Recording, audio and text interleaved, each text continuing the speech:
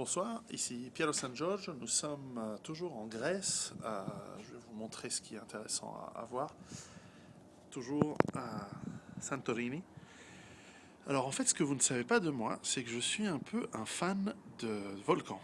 Et oui, depuis que je suis gamin, j'ai toujours été fasciné par les volcans. Et ici à Santorini, évidemment, nous sommes devant le plus grand volcan, en tout cas le volcan qui a eu la plus grande éruption volcanique en Europe de l'époque, on va dire moderne.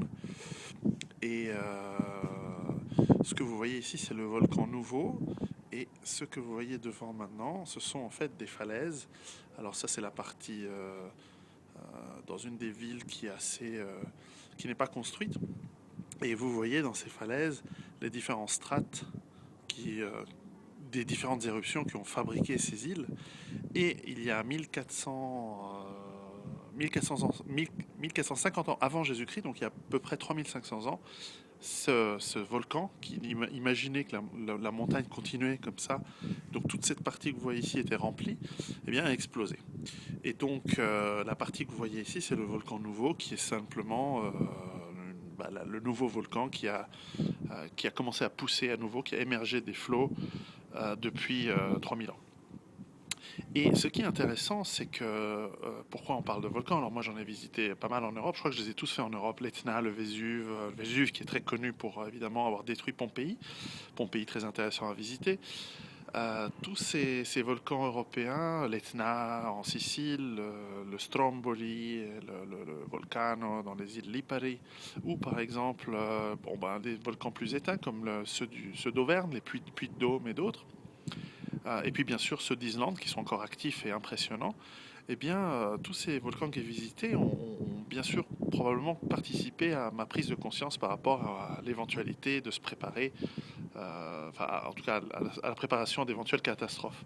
Alors moi j'imagine toujours, j'en ferai peut-être une autre vidéo si j'ai la chance de retourner à Pompéi, mais en tout cas ici à Santorini, donc à Thira, en Grèce, imaginez il y a 3500 ans, donc une montagne qui devait faire probablement plus de 1000 mètres d'auteur, donc qui remplissait tout ça. Et ici à l'intérieur, c'est la caldeira, donc la chambre magmatique qui en dessous, évidemment, c'est rempli de lave, a explosé. Et avec l'explosion, donc, elle a dû propulser une grande partie de la montagne dans les airs et dans la mer, des milliers de kilomètres cubes de poussière et de rochers.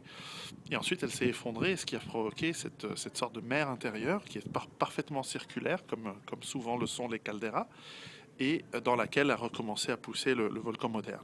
Et ce qui est intéressant, c'est qu'à cette époque, il y avait une civilisation assez florissante, et certainement il y avait des villes ici, sur cette île, et les gens ont fui parce qu'ils ont senti venir l'éruption. Ils ont dû avoir des événements précurseurs comme des tremblements de terre ou des fumées, etc. Et ils ont évacué. Donc l'évacuation en cas d'urgence, c'est quelque chose d'assez ancien. Alors malheureusement pour eux, on pense qu'ils n'ont pas survécu l'évacuation parce que, enfin en tout cas, on sait qu'ils ont évacué puisqu'on n'a trouvé aucun cadavre pétrifié comme c'est le cas à Pompéi, alors que la ville a été recouverte de boue et de cendres. Mais ils ont fui par la mer, donc ils ont pris des bateaux.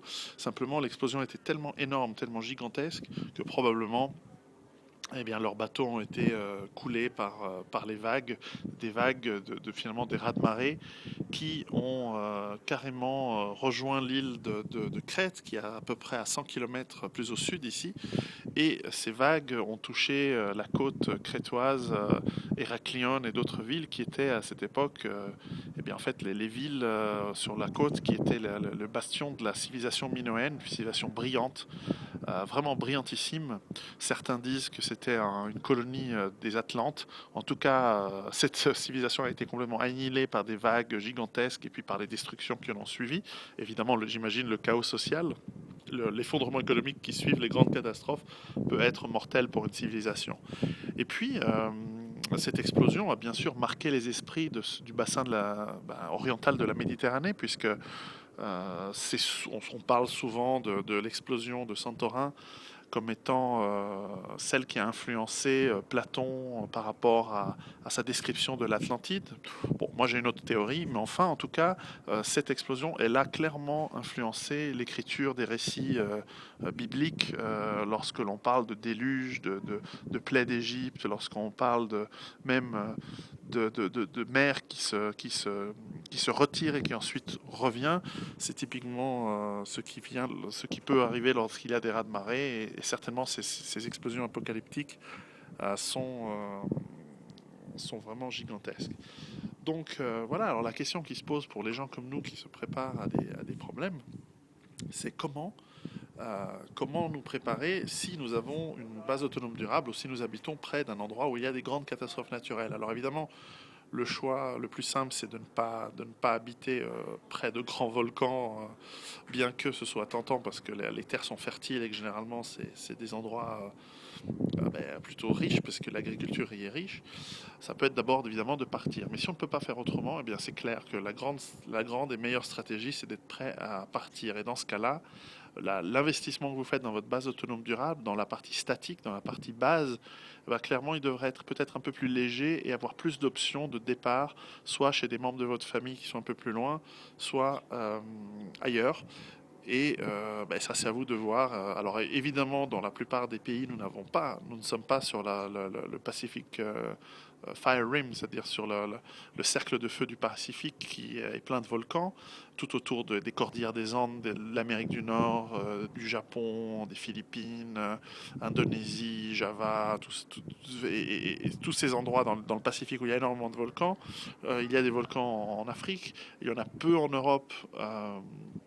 Heureusement, nous avons d'autres problèmes et donc l'évacuation est importante. Et si vous voulez en savoir plus pour l'évacuation, eh bien le plus simple, c'est encore de lire la partie sur l'évacuation dans le livre que j'ai coécrit avec Volwes qui s'appelle Rue Barbare, qui explique vraiment dans le détail comment préparer une évacuation, car il faut être prêt à le faire à n'importe quel moment.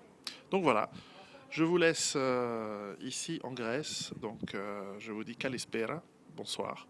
Et puis à très très bientôt de Santorini et pour de nouvelles aventures.